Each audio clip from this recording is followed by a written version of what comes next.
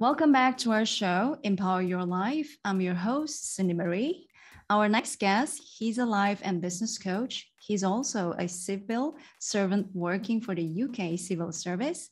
He is someone who massively struggled for the majority of his life with depression and various physical issues.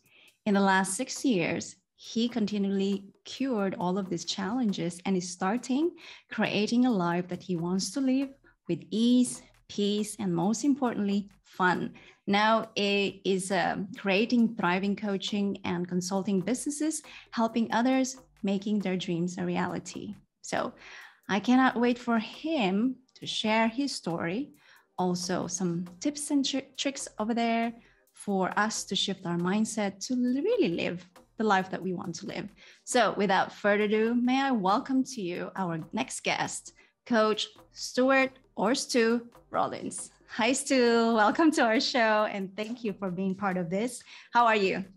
I am great. Thank you very much. I am great. Yeah, it's. I was going to say, unsurprising, it's not sunny in the UK, but it's a great week off I have. So yeah, and I'm looking forward to talking to you on your show. Awesome. By the way, I just forgot. I just realized that you have a wonderful background out there. The heart. Wonderful. Yeah. I can't claim credit for that. Actually, it's a Brazilian artist, Romero Brito, and it's called Big Love.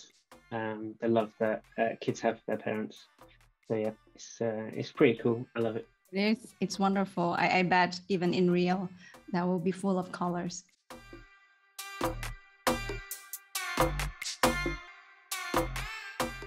Anyway, let's talk about Coach Stuart Rawlins. So for those people, listeners and viewers out there who don't know who is Coach Stuart Rawlins and his story, you have mentioned before that when you were a kid, you are being bullied, full of anxiety, depression, and now you're a life and business coach. So share with us your story, the transformation and the shifting.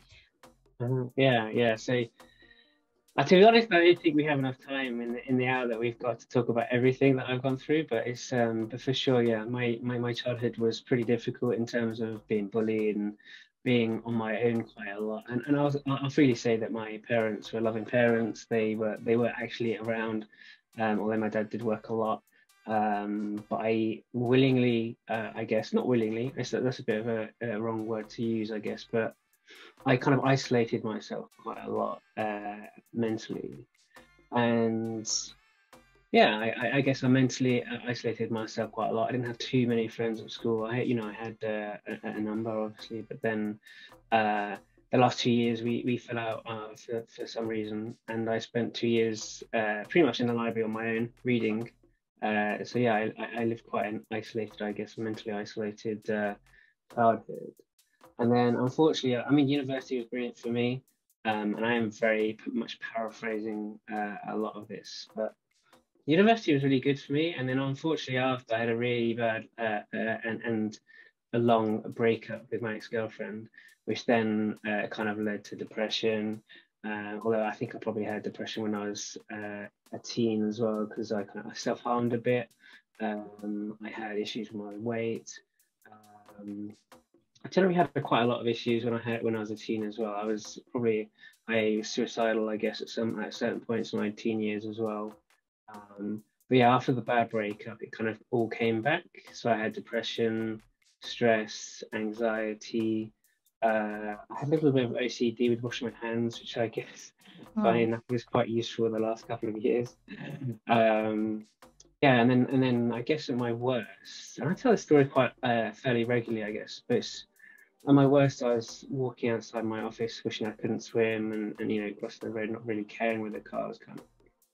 So I guess that's kind of where I was not too long ago, like six years ago, I guess. And it's always gone a lot quicker than I think. So I think it was 2016 when I met my own coach, and that's kind of when my life started to really change. So yeah, that would be 6 years ago. So yeah, I was then, as I mentioned, I was really lucky to get invited to my coach's wedding, a massive Indian wedding, and actually I didn't mention that I had insomnia for about 8 or 9 years as well.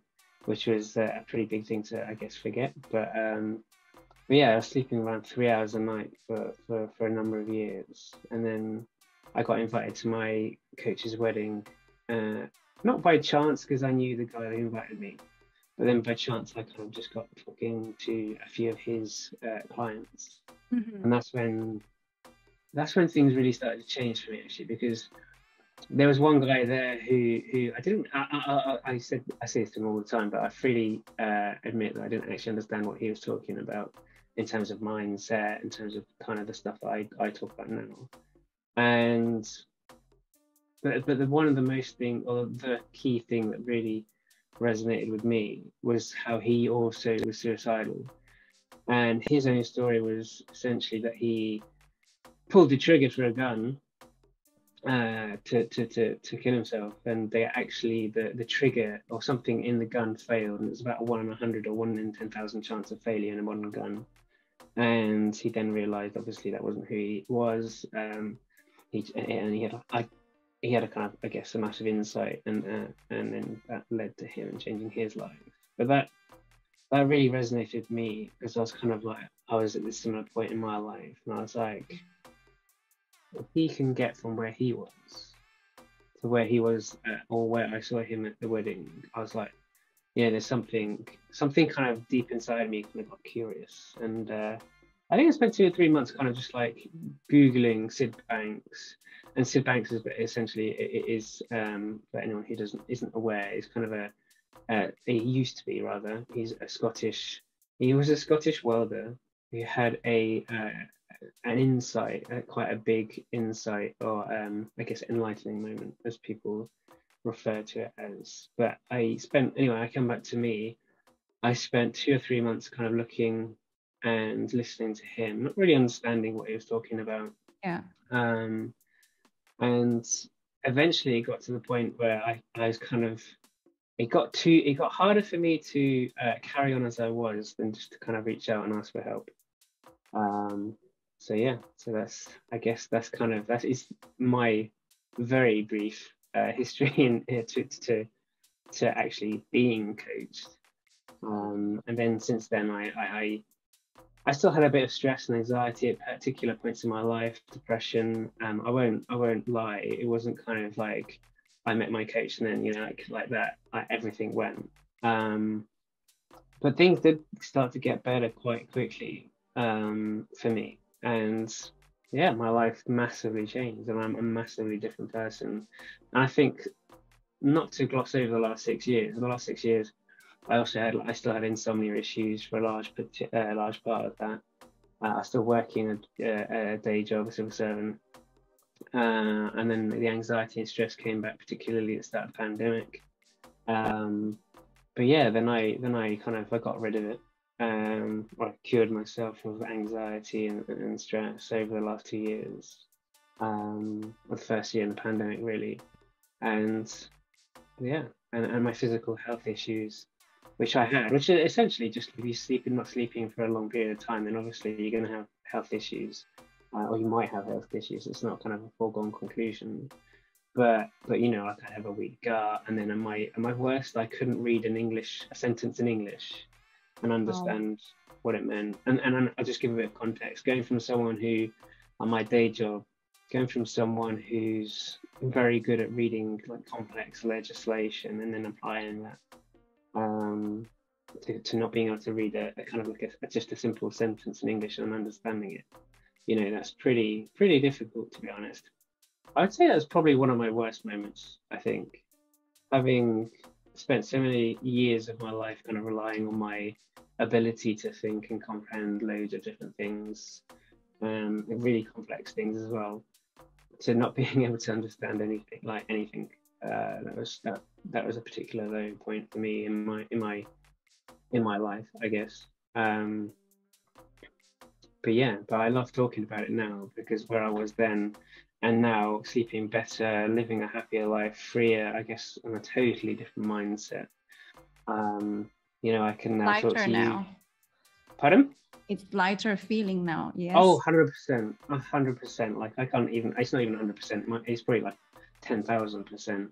It's just a totally totally different feeling for me now, totally different outlook on life.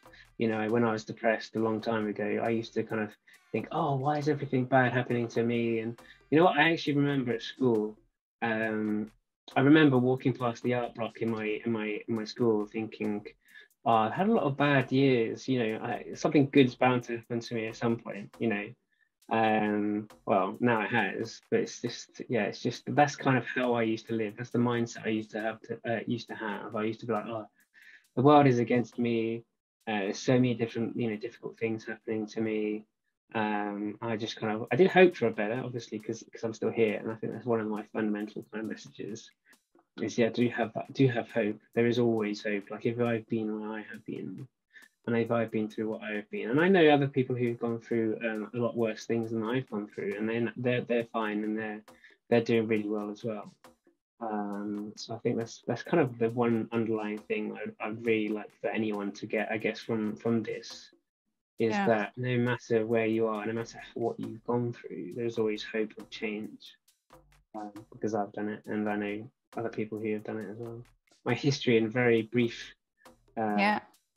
overview.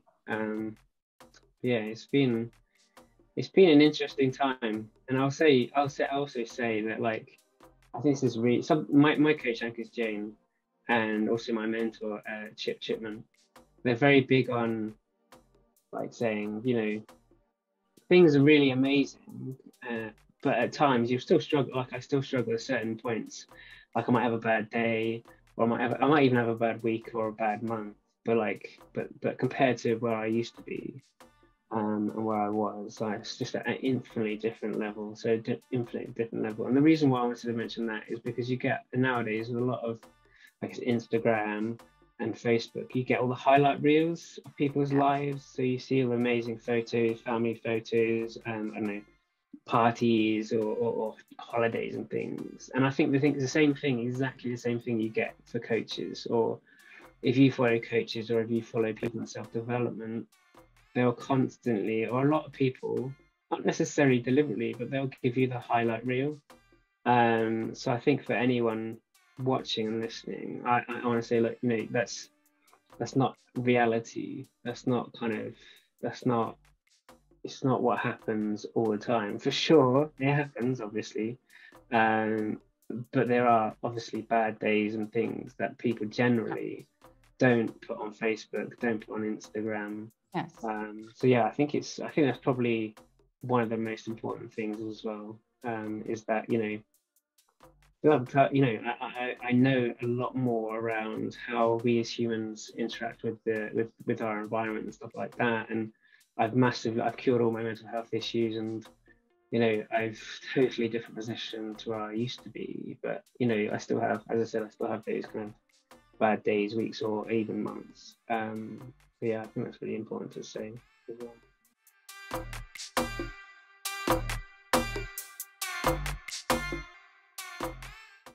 The next question that I'm going to ask you, this is not probably, but I think you would agree, there would be a lot of people out there that still, you know, feeling stuck or lost, you know.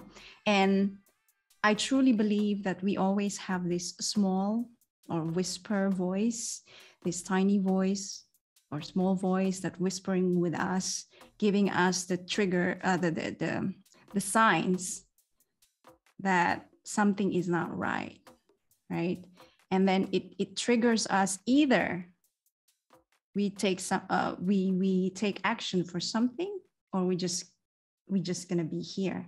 So my question is that, why do you think that despite there's already signs or little voices out there for most of us, right, telling you that there's something is wrong, that you have to do something, but we ended up not doing anything?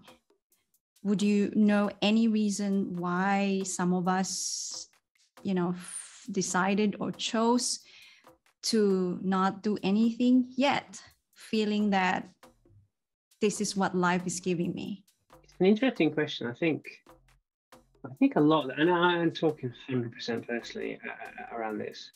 I think in my experience, like, life is always guiding me, and life is always guiding us as human beings. It's just that when I have a lot of thinking going on about my situation, about something that's happened, or I don't know, for example, my health. If I've got a lot of thinking going on around that, it tends to, that's a lot louder than the kind of like wisdom, like what I call wisdom, our true self, like the kind of the guidance that we all have and that we'll all have access to, and it will always be there guiding us. I think that is a very quiet voice sometimes. Sometimes it's very loud. Like sometimes I've been like metaphorically or whatever slapped in the face to take a course correction. But a lot of the times it's quite quiet, and I think if we've got a lot of thinking, or if I've got a lot of thinking going on, I can't always hear it. I can't always see it. I can't always take notice of it. And there will also be times, and I'm laughing, there will also be times when I hear it and I know that's the way I should do it, but then I go back down a habitual habit, for example, and don't listen to it. That's just, it's just human. To be honest, it's just being human. So it's just being human. Understanding that we all, which I totally agree, you know, we always have that moment that we know the answer, yet we chose to pick the familiar familiar choices, right? But for massive requirement for a change, right? Especially when we want to live the life that we want to live. What do you think that how we can start to shift, especially our mindset, because everything is in our thoughts.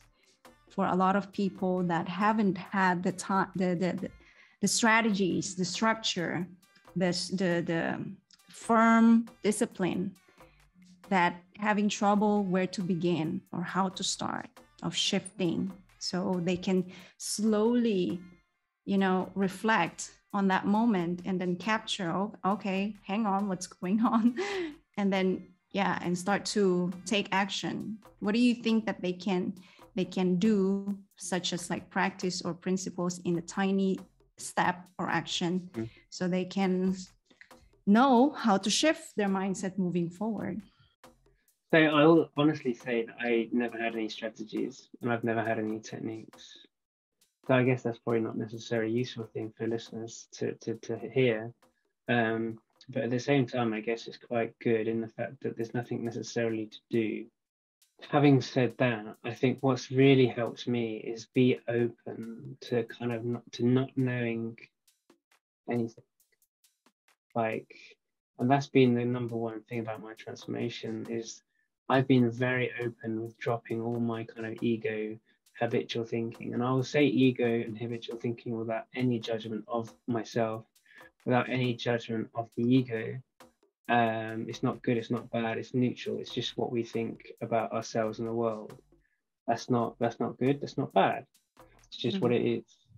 And being open has to kind of dropping what I think I know and what I think to be how the world kind of works and how we as humans work has really led to some massive transformation for me. Again, having said that, if there's something tangible that people want to do, then I would for sure check out the books of the guy I mentioned earlier in terms of Sid Banks. Yeah. It's quite spiritual. There are other things that I can recommend as well. But for sure, if people are stuck in their lives, I would definitely recommend checking out his books, his material. And there's another guy called Michael Neal, who has a TED talk called Why Aren't We Awesomer? That's also a really good kind of thing to go and actually have a look at, and then perhaps look at his books. So those are kind of, I guess those are things people could actually do.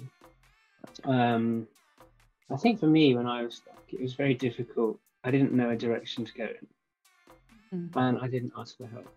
Being a man, it's not exactly our forte. Mostly, there are obviously exceptions. I don't know what are those exceptions, but I would also say, like, if you're stuck, reach out and ask someone. You know, just talk to someone. And I would really recommend to talk to someone who has a lifestyle perhaps that you kind of like feel drawn to. particularly in the self-development world. I think there's a lot of people who kind of speak very well and kind of like deliver a good message, but then it doesn't really attract. And I'll just say the one thing that really attracted me to working with my mentor, Chip Chipman, is that I saw a video of him and another lady, or a lady called Elsie Spiffle.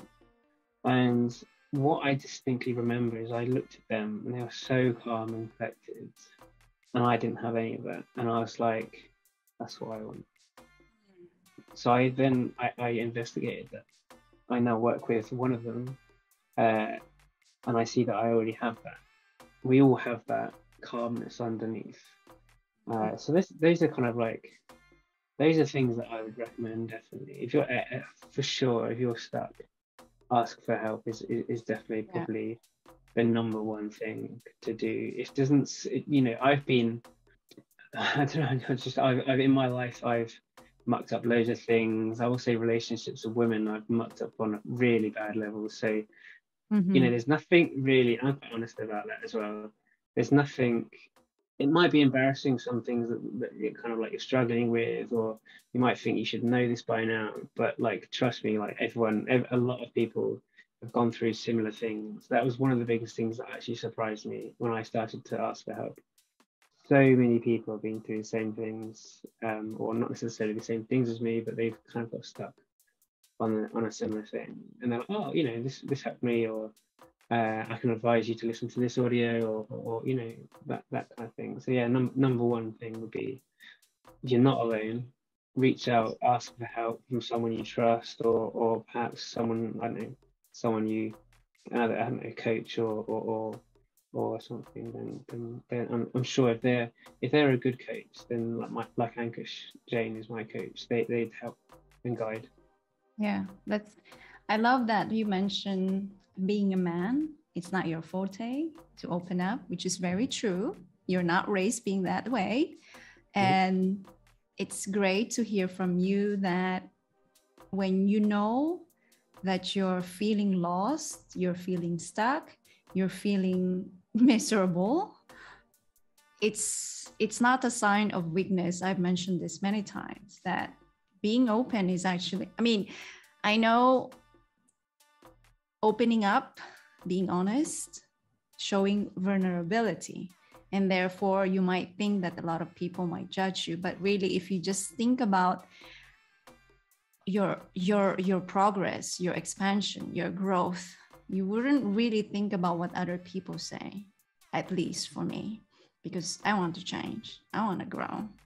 So I just want to share what's my thought. But I know for a lot of men, and I am really happy you mentioned that. So because we know, and I know there are a lot of men out there struggling as well. We as women, we are very good in expressing our challenges in life, but most of the men are not. And I'm glad you mentioned that. So for men out there who's listening or watching right now, definitely there's no problem of being open, especially dropping those egos, and just being honest. If you really want to have that life that you want to live, all of these things that stopping you can just let it go and be honest and open. Because if you really, like what you mentioned, if you really open up yourself to someone that you trust, or someone that you resonate, for example, coach, you resonate with them, there's no room for judgment. Because we want you to grow, we want you to move forward. So the openness, dropping the egos, and honesty, and just reach out for help. Once again, that's not a sign of weakness. That's actually part of the strengths. Yeah, and I'll say that I used to be someone who walked down the street kind of like, macho man, get out of my way, I'm not moving. And I used to think, I have to be macho because that's what women want. That's what women expect. Like, women want this. Women want like a macho man who, can deal with everything, and kind of like, which is, it's not a reason. I was wrong, like on that, 100% I was wrong on that. And opening up and letting go of my ego, not going to war with my ego, because actually that reinforces what you're trying to drop. Puts focus on what you want to get rid of, and obviously what you focus on grows. But that, you know, kind of that, I had such a massive fundamental change in my life. Like I was the atypical overweight geek nerd at school. I was 16 and a half stone. I didn't necessarily know, maybe it's 105 kilos. Like I never talked to any women throughout my teen years, and I'm not joking. I'm just estimating that. You know, and that's the truth. And letting go of all my ego, or not, at least being open to kind of letting go of my ego, and asking for help. And as I said, it doesn't, you know, it doesn't have to be a coach. And as you said, it doesn't have to be a coach. It could be someone else you trust. It allowed me to massively transform my life. And it wasn't a weakness to ask for help either. You know, massive strength to come out. And after like, I think like 25 years or something of holding it all in, not talking, not being open about what I feel, what I think, you know, massively difficult. But it got to the point where I had to, because otherwise I probably wouldn't be here talking to you today.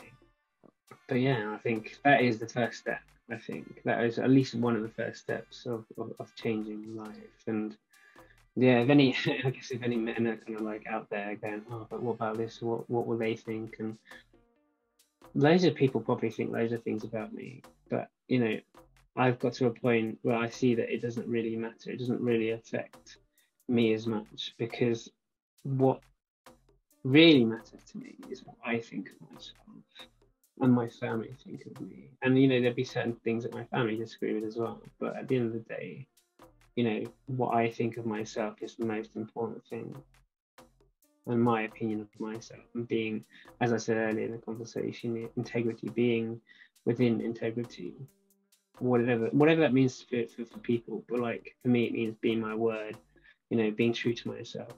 Yeah. You know, that's what really matters in life.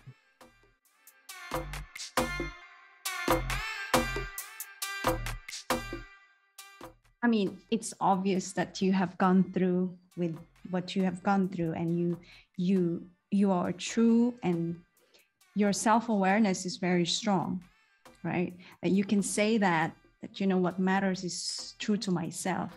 Now, maybe you would agree or disagree with me, but there are a lot of people, they know what the kind of life that they want to live, but they're struggling with the opinion of others. This is one of the things that I'm always hearing. I'm just afraid what people would say, but this is what I want, you know? And since you mentioned that, I'm just curious, since you also experienced that during your this part of the situation where you are having your anxiety, depression, when you realize that to yourself, that what other opinions wouldn't matter anymore, what exactly the shift mindset out there? That I just want you to help us elaborate that, because I think it's pretty important for most of the people out there listening and watching right now, struggling with this, the opinion of others that's becoming more powerful than what you want to live in life. So help us with that. Yeah, it wasn't like it suddenly kind of like a click, kind of like, you know, click and suddenly I didn't care about what other people will think of me. And there will still be certain things that I probably have going on in the background where I might get a bit worried about something. I'm you know, I'm being totally honest here. It's you know, it's not kind of like not like a cure. You can't take a clear vaccination and suddenly all people's opinions don't matter anymore. And I'm not saying it's not necessary. It can be a quick thing, but I'm not saying it's like once and done thing.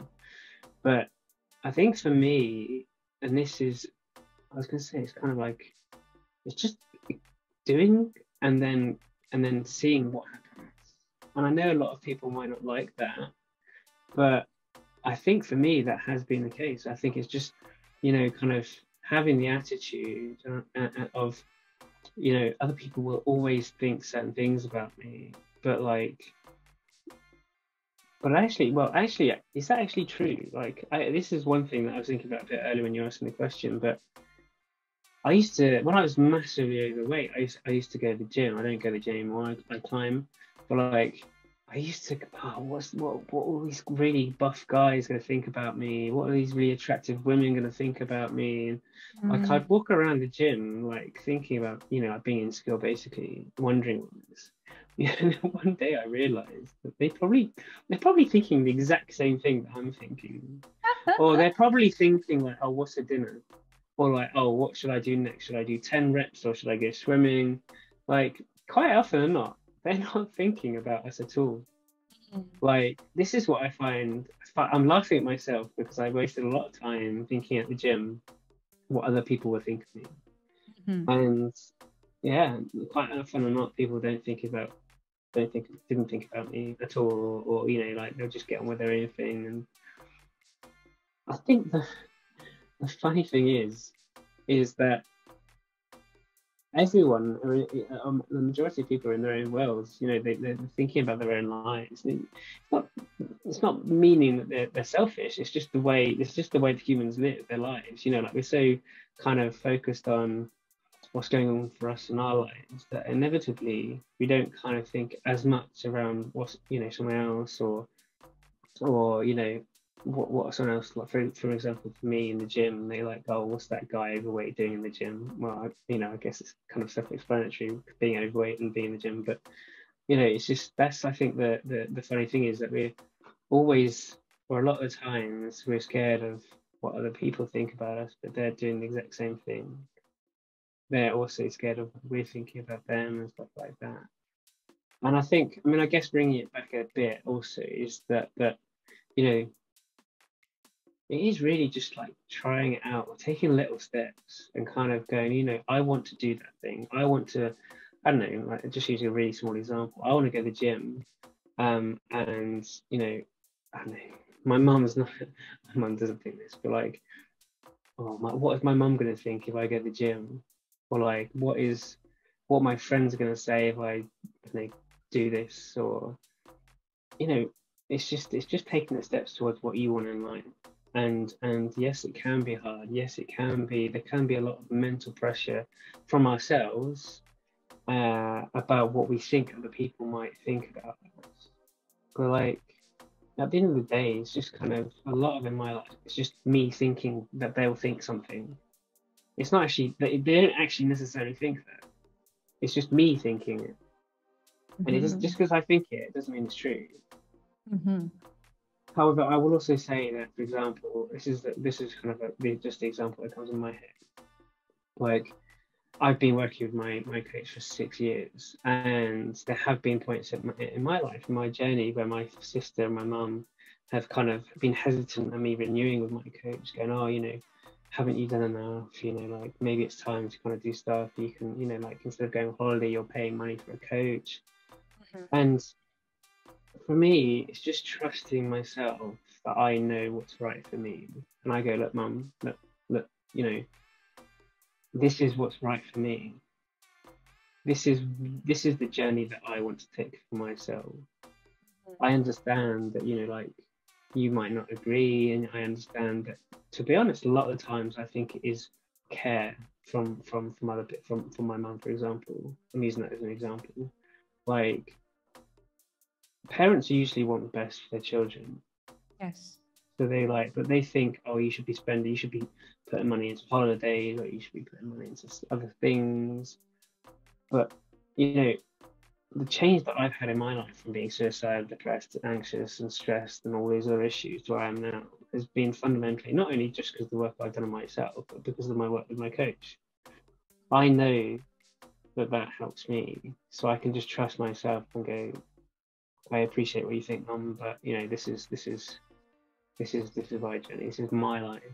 These are the actions that I'm going to take, and just being okay with her not necessarily agreeing. And to be honest, I'm using this as kind of it is partially true, but I'm also using it as a kind of overemphasizing a particular thing. It's just like, I'm okay with other people thinking negatively about me. I mean, I'm sure there'll be some people in the world who watch this and go, they have lots of thoughts about me. Oh, he shouldn't be talking openly about this, you know, blah blah blah. Cool, that's what you think, but that's not, you know, that's not what I think, and I don't have to kind of agree with what other people think. I don't have to kind of limit myself with what other people think of me. Yeah. So I mean, yeah, I was just going to say quickly, and I mean, I think also because I've lived a lot of my life in on my own, and I've done a lot of things on my own. I will highlight though that I think I am kind of also used to doing things on my own as well. So I will highlight that as a kind of just like kind of as a thing there. But it is something that I did struggle with. It is, and as I stepped into that more and more, and kind of saw that people actually didn't think of people didn't think what I thought they would think. yeah. Quite often enough, actually, people resonated with what I had to say and what I said about, particularly around my mental health issues. Yeah. Like, oh yeah, I had that. Oh yeah, I had that as well. Yeah, I really struggled with that. People will be surprised at the support they get if they open up and if they Yes. take action towards their dreams. And people will sometimes people around them will basically try and keep them in a box, or they will try and like, oh, you're doing something different. I don't like that's different, because people like normality. People like people to kind of they don't like change. A lot of people don't like change. That's just the way it is. But it's just being okay with the fact that they might not be okay with you doing something. And to be honest, I think it also, I think in the longer run, when perhaps they've seen you do something, or when you meet other people and tell them your stories, I think that will really resonate with people. People are like, wow, that's really cool. Whatever, I don't know, whatever the viewers are thinking, I want to do that. But I was facing all this massive struggling from family, friends, whatever. The very fact that you took action anyway and did it anyway, that will resonate with other people when they themselves tell their journey.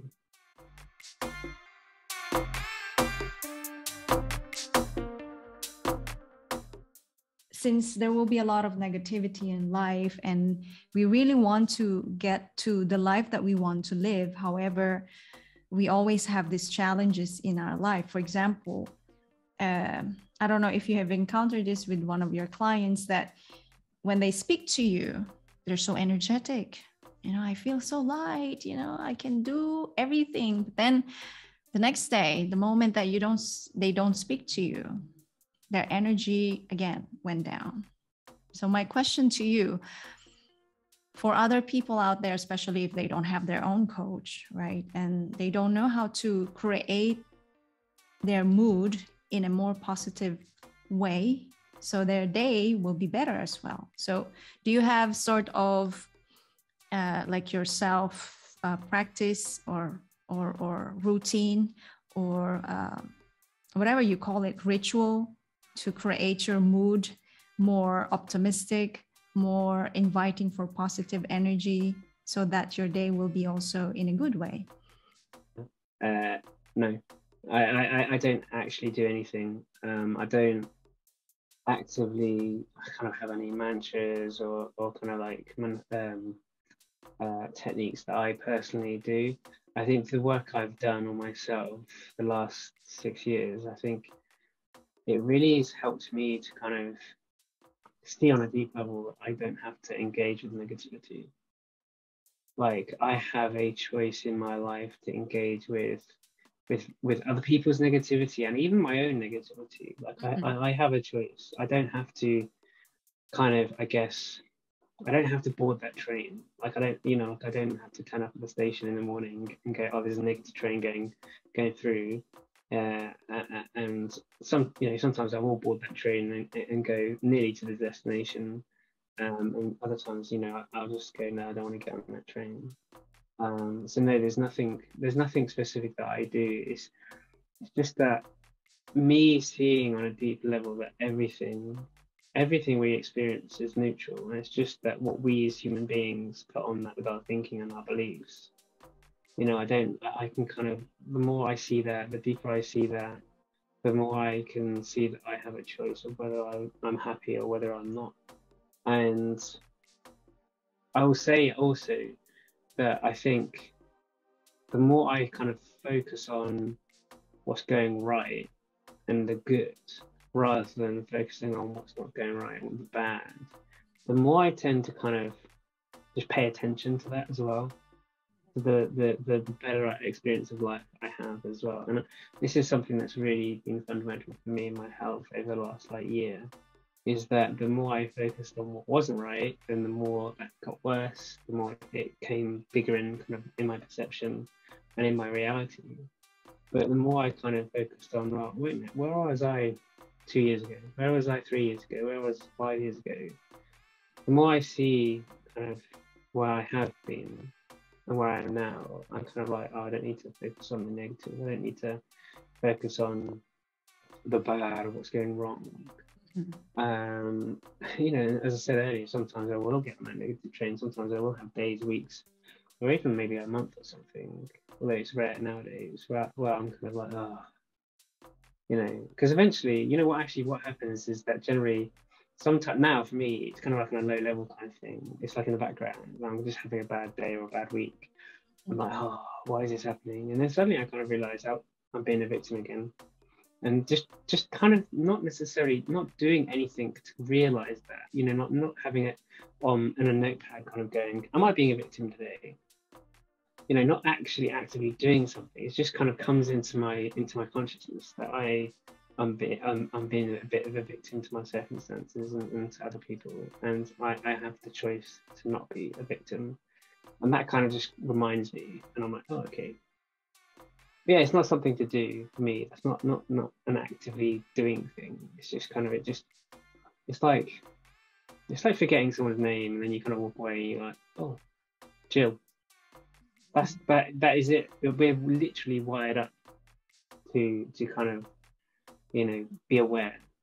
And yeah, so yeah, no, it's a bit of a rubbish answer, I think, for people who want to actively do something. But no, you actually have the key points there. The power of choosing, the choice. You know, you have you have the choice to make, and also focusing of your thoughts rather than in negative. Why not thinking in positive? I just sorry to interrupt there, but I think it's also important to say that, like, sometimes, you know, as I've said a few times, like, sometimes it doesn't feel like a choice, and sometimes, you know, I'll be honest and say a lot of my life I've woken up and felt quite negative in my life, not necessarily as much over the last few years, of course, but like, there are days when I wake up and I'm just like, oh, I feel tired, I feel ill or something, and it's normal to kind of feel negative during a day. If I have engaged with negative thinking, if I've engaged with feeling down at the start of the day, you know, that's just how it is. If I fight that, then inevitably the worse I'll feel. However, now I know that if I have a bad day, then there will be days where I fight it for sure, 100%. I hold my hand up and say that's happened recently. But what I also find, like, sometimes when I wake up and I kind of like feeling bad or whatever, and I see that I am doing that, I then kind of shift. Then I can shift and have a better day. But it's not something to force on myself. Yes. It's just kind of something. It's being open to the possibility, kind of being open to the possibility of allowing my mood to move on, being okay if it doesn't. And what I find with that kind of open, it's like an open feeling. It's kind of like, I don't know, it's like going into a class and going, oh, I'm here to learn something, and being open to being impacted. It's that kind of feeling. It's that kind of like a kind of position. I'm kind of like thinking in terms of my kind of like my mental positioning or my body positioning. It's kind of like, oh, I'm here to learn. I'm being open, wide-eyed, like a little kid, basically. Yeah. And just being okay with whatever turns up. Because what happens generally is actually that then I forget about whatever I'm thinking about, and then my mood shifts. I mean, our moods shift. Our moods can shift from second to second, from moment to moment. When our thinking changes, our mood changes. How we feel changes. Yes. And that can shift, you know, like you could suddenly walk out your door, you can meet, I don't know, your friend or whatever, or your mum, and you'd be like, oh, you know, like, oh, that's really cool, and then you have a nice chat. And then suddenly our day changes because we've just allowed thinking that was kind of that we were engaging in to move on. You're talking about how a lot of us spend our days like we early in the day we might be happy and like kind of like full of energy, and then by the end we're kind of like, oh, and then like we're feeling down and negative. Yeah. And the only thing I want to mention is that it's totally normal, because what happens as we get tired, or if we're ill, then our metaphorical, like our level of consciousness falls, and we can't see as far as as necessarily we could see when we're not tired, when we're like waking up, hopefully full of energy. But when we get tired or when we're ill, it's like an invisible lift kind of going up and down. It's a very artificial example, but in the morning, this lift might be really high up in this invisible tower, and we can see for miles. We don't get caught up in our thinking. You know, like someone might cut us off when we're driving, or someone might say something, and we go, oh, you know, maybe they're just a bad sleep or a bad night's sleep or something. We don't really get that focused on it. But during the days we get tired, or when we are ill, that lift it kind of comes down and down, and then life, I wouldn't say life starts to grate, that sounds bad, but like we start to get caught up in our thinking around people, we start to get caught up in our thinking around events.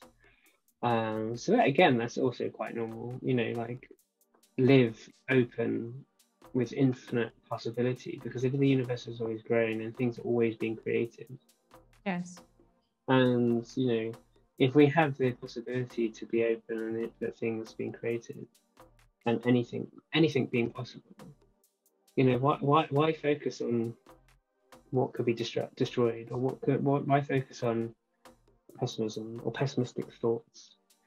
The more you notice that, the more I notice that it doesn't seem to make sense to believe all the pessimistic thoughts that I had, and sometimes I still have, because sometimes I can still be pessimistic on certain things.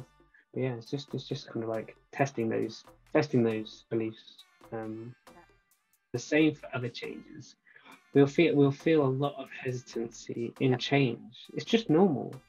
But if you take that one small step, like every day or nearly every day, then like how much will you change in a month, 2 months, you know, a year, 2 years, 3 years? Incredible amounts. yeah, It's like this. There's an image, I think, going on around on the internet. It's always going around on the internet. Like there's two kind of people standing next to each other. One's on a ladder that's got like a lot of small rungs, and they're further up on the ladder. Well, there's another figure, another person kind of at the bottom, and the rungs on their ladder are far further apart, and they're still at the ground. It's not about taking the massive leaps all the time. Sometimes it can be, but like a lot of the time, it's just about what can you do? What one thing can you do today to kind of to take you closer to where you want to be, to be the person you want to be? What you know, if you're going to do 5% more today, you know, what does that look like? Just 5%, because you know, doing 5% every single day will add up. It will add up quite quickly.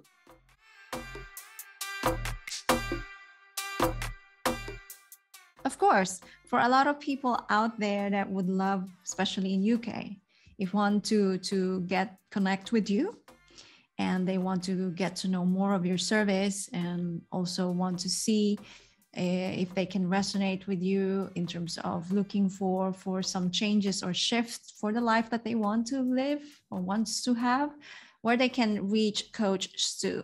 I'll firstly say that you know, like I coach people all over the world, so even if you're not in the UK, it's totally fine. There's no restriction on citizenship. But they can find me quite commonly on LinkedIn, Stuart Rawlins on LinkedIn.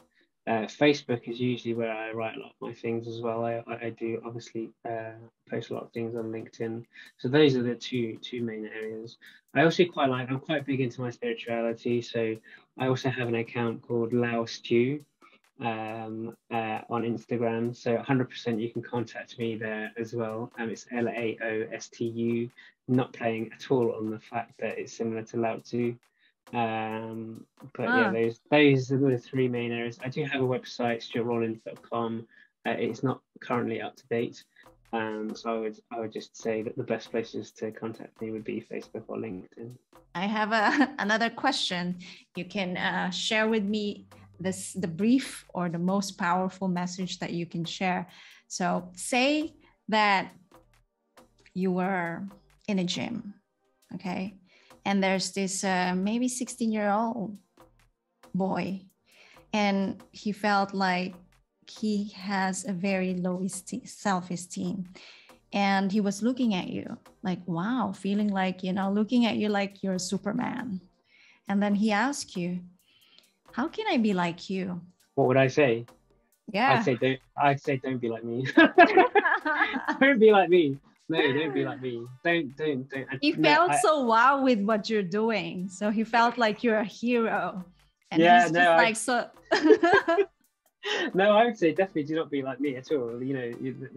That's a certain plan for failure. But I say that because everyone has their own unique being, their own unique pattern on life.